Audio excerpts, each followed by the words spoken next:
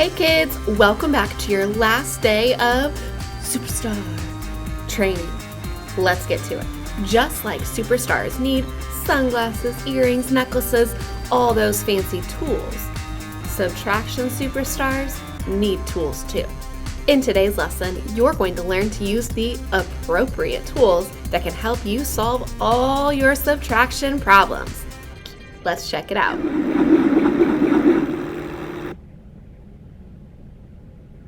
There are 5 baby alligators in the marsh. 3 walk away. How many baby alligators are left in the marsh? What would be an appropriate tool to use to solve the problem? Let's stop and think about this. Obviously, I don't actually have alligators to use to solve the problem. And if I did have alligators, I wouldn't want to use them.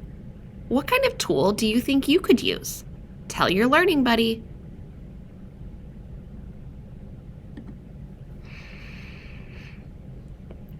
Counters can be used to represent each baby alligator. You can also use paper and pencil or cubes. Given those 3 choices, what would you pick? Personally, I like to use paper and pencil, but you could use either of those things as well. Alex listened to the story and used counters to choose whether to add or subtract to solve the problem. Why are counters a good tool to use? Even though I like paper and pencil, I do think counters would be a good tool. They're easy to use, they're small, and they're not going to bite you like alligators. You can line them up directly under each alligator. Why are there 5 counters? Tell your learning buddy. You're right. There's 5 counters, just like the 5 alligators. There are 5 alligators in the marsh. How can you tell whether this is an addition or subtraction problem? Think about what the story was asking. Are we getting more alligators, or are we taking some away?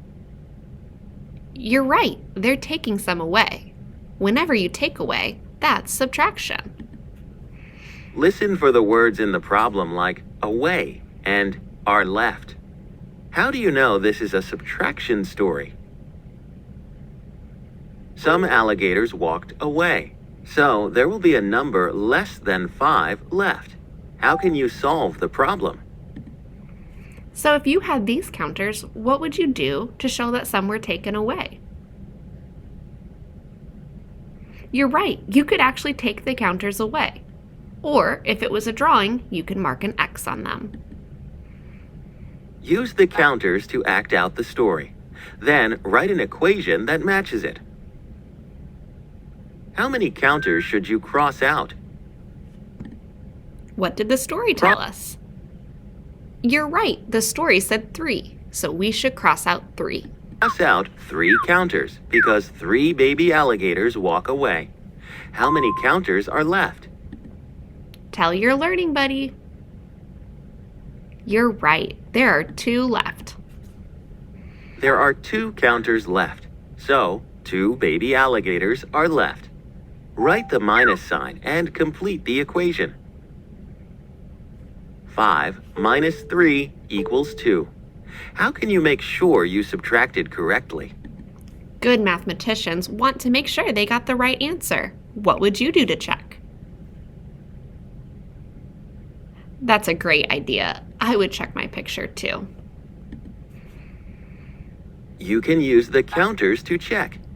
Now you know how to use tools to help you solve a problem. Great job! Boy, oh boy, am I glad that we have tools to use other than alligators. I don't want them to eat my special jacket. Well, now that you know the appropriate tools to use, it's your turn. Go practice. I'll see you guys next time.